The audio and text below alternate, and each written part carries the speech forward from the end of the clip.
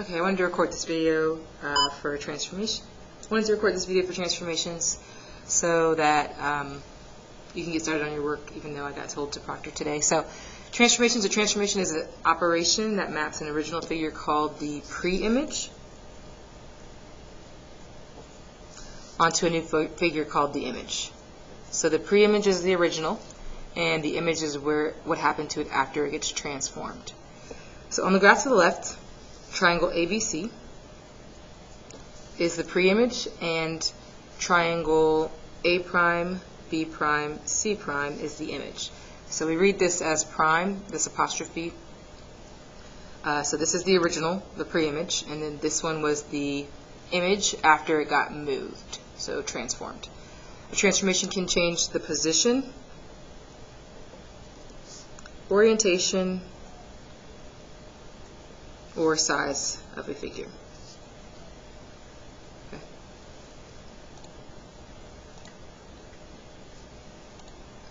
Okay, so rigid motion, what that term is, I'm going to be used pretty often throughout the next couple of days for the transformations unit. Rigid motion means that a transformation, so something that moves, the distance was preserved. So preserves or keeps the original side lengths. Okay, so preserves or keeps original side lengths. So in this triangle, if AB was a certain, let's see, it's rise 5, run 1, so it's got an A of 1 in the Pythagorean theorem and a B of 5. So if I did 1 squared plus 5 squared, it's going to be the square root of 26.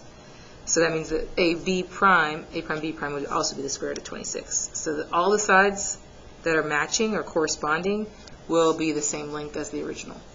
And it also preserves angle measure. So all the angles are the same exact size. So this angle is the same size as this angle. Didn't increase or decrease in degrees. Okay, examples of rigid motion transformations. We have translations, which are slides.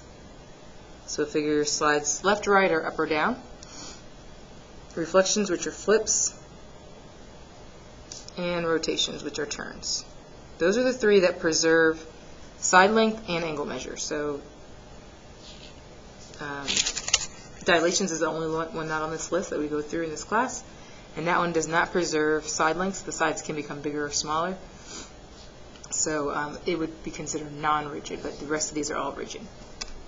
Okay, so translation is a vertical or horizontal slide of a figure. So a horizontal or vertical slide of a figure. So if we take a figure, namely this triangle, and we slide it right and slide it down, we've translated it to this triangle. So the coordinate notation is the original point xy becomes x plus h, so plus some amount, so some distance that we moved over, and then y plus k, some distance that we moved up or down. H in the equation represents the horizontal shift, and k represents the vertical shift. Feel free to pause it if you need to write it. I know I write pretty quickly. So pause it and then just play it when you're ready. Okay, so what we're going to be doing in each of these, that's the notes part of the translations. This is the first type of the transformations that we're learning about. So again, there are 4, and they're up on the board, but it's translations, reflections, rotations, and dilations. So today we'll go through translations, reflections, and then next class rotations, and then finally dilations. So graph and label each figure and image. So the original figure is, remember, the pre-image. The image is what happens after you transform it. Under the given translation, identify the coordinates of the image, so what you ended up with. So we have these points, Q, R, S, and T. They make a shape, a rectangle. And we want to translate each of those 5 units over and 7 units up. So the X shift, again, is the horizontal shift. If it's positive, that means we're going to the right. Just like if we're going positive on the X coordinate, on the X axis, we go to the right. Negative on the X axis means we go to the left. So if your H, is positive, that means you move to the right. If your H is negative, that means you're moving to the left. So this could be a minus number like it is on number 2. That means you're going to go left with every point. The plus 7 is the K, so that means plus is going to be up movement and negative is down. So go ahead and graph these points. You can either graph them on this graph if it doesn't hurt your eyes. I recommend graphing it on a separate sheet of graph paper because there's just much more space on this. So you can pause the video while you do that and then catch back up to where we come when my rectangle is graphed. So I'm going to quickly graph this.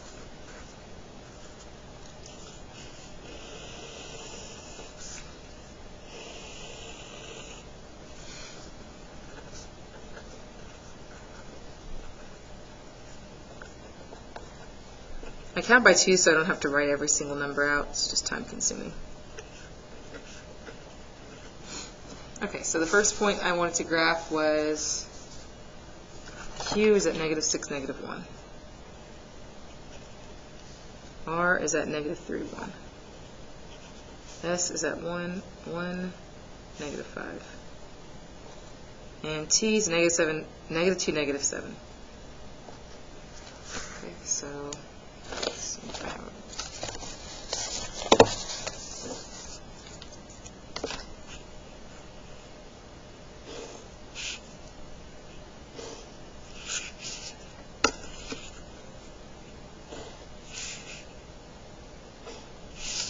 Okay, so that's our graph, and then we want to, what we're going to be doing now is taking every single point, and because it's a +5 and this is telling us our horizontal shift, we're going to move every single corner, so Q first, then R, then S, then T, 5 units right and 7 units up.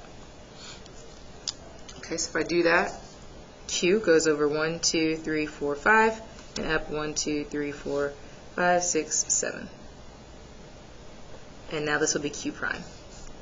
R goes over 1, 2, 3, 4, 5, 1, 2, 3, 4, 5, 6, 7.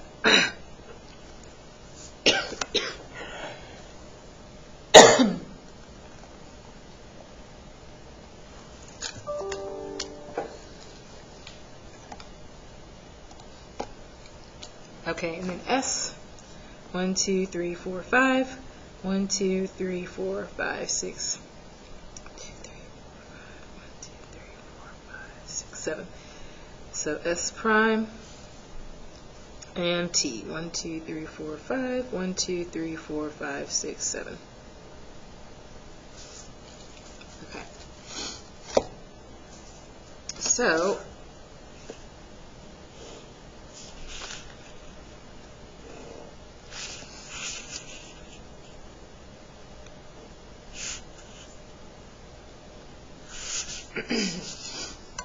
this is what your graph looks like once you move every single point one at a time, 5 units right and 7 units up.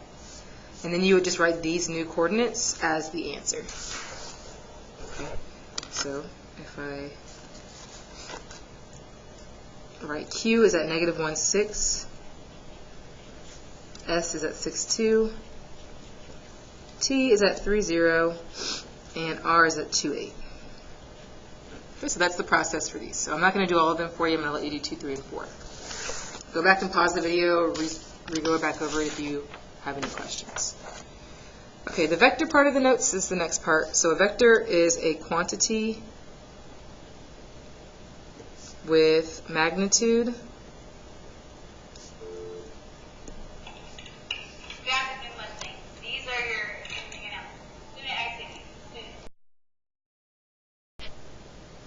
Okay, so a quantity with magnitude and direction. I had to pause it for the announcements. Okay, so a vector is represented in the coordinate plane by an arrow from an initial point, so a starting point, to an initial point to point P to terminal point. So terminal just means end. Terminal point Q. The vector is denoted as PQ with an arrow over the Q. So we put the arrow over the letter that the arrow is next to on the graph. And it's read vector PQ. So the component form of a vector is written as AB, where A is the horizontal shift. So if it goes over a certain amount, that's what you put first. If it goes left, then you would put it as a negative. And then B is the vertical shift. So how much it goes up or down. So again, the down is accounted for in the negative. So the vector form of the component to the right, if we counted it, if you go ahead and just pause the video and count it, make sure you can get that one. So you're looking from P to get to Q, how many units does it go right and how many units does it go up?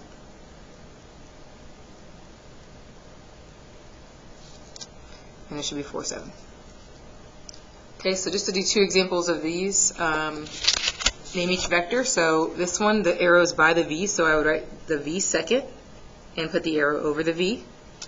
And then to get from W to V, I have to go over 1, 2, 3, 4, 5, 6, 7, 8, 9 units and go up 3. So that would be my answer. So these are pretty quick on the bottom. This one, I would put the arrow next to the A and put it second. So I put B and then A. Even though B is on the right side and W is on the left on this one, it's where the arrow is that matters what you put second and what the arrow goes over. So because I have to go left and up, I have to use a negative. So 1, 2, 3, 4, 5. So negative 5, 1, up 1. Okay, and then number 9, my letter N would be the one. And you could pause these and then try it and then go back and see. So N is going to be the second letter. And then you could try it, pause it, see if you can get what the vector would be, and then play it. So it doesn't go left or right at all. So 0 for the left-right movement. But then it goes 1, 2, 3, 4, 5, 6 units up. So 0, 6 should be the answer. Okay, translating with vectors, you're doing the same thing on this page as you did on the very first page with 1 through 4, except for instead of the translation being written in coordinate form, it's in vector form. So this means you're going to plot every single one of these points, S, T, and U, and then you're going to move 1 unit to the left and 5 units down. Or in this case, 4 units to the right and 1 unit down. So go ahead and plot those. I'm going to plot it on mine. You can pause the video and then scroll past my work plotting it. And then try the vector, just make sure you can get it, but I'm going to do number 11 on here so that you can make sure you get it correctly.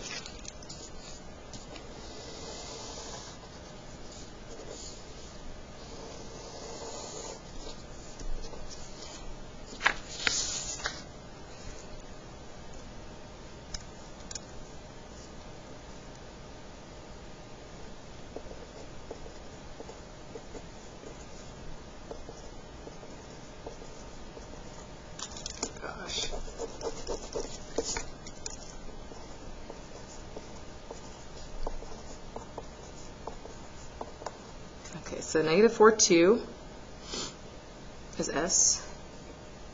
5, negative 1 is T. Negative 2 is U.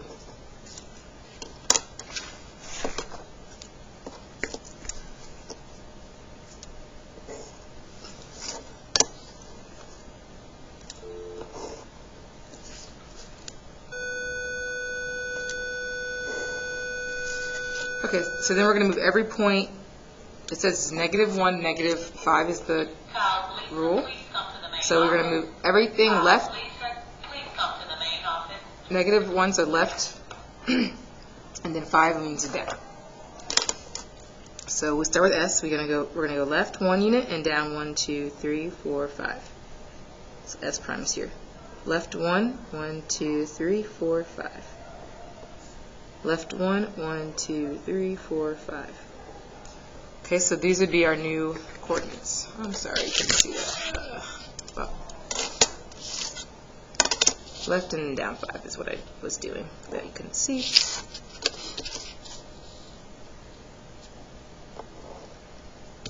Okay, so that's the translations paper.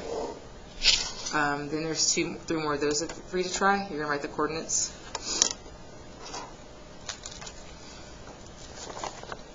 Negative 5, negative 3.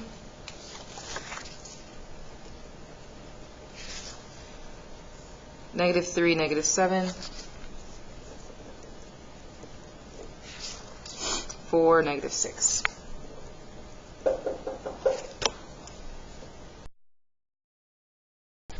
Okay, then the bottom two, you're identifying the rules. So this time they give you the pre-image and the image, and you are trying to figure out what the coordinate notation of the rule would be of the translation and the vector.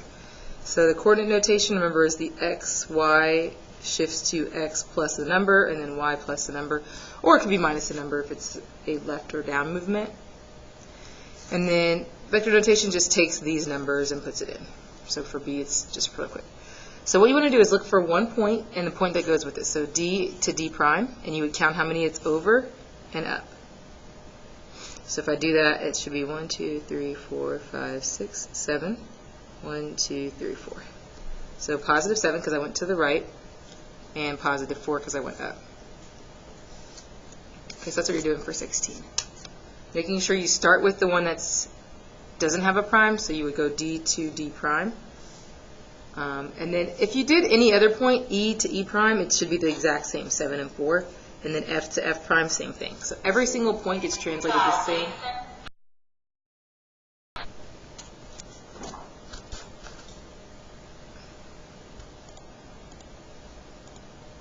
Okay.